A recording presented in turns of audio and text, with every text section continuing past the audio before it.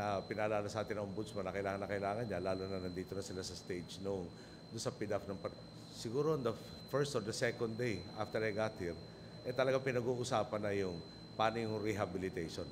Okay? So yung paano rehabilitation, ginagawa ang plano ngayon, tatapusin na yung mga detalye.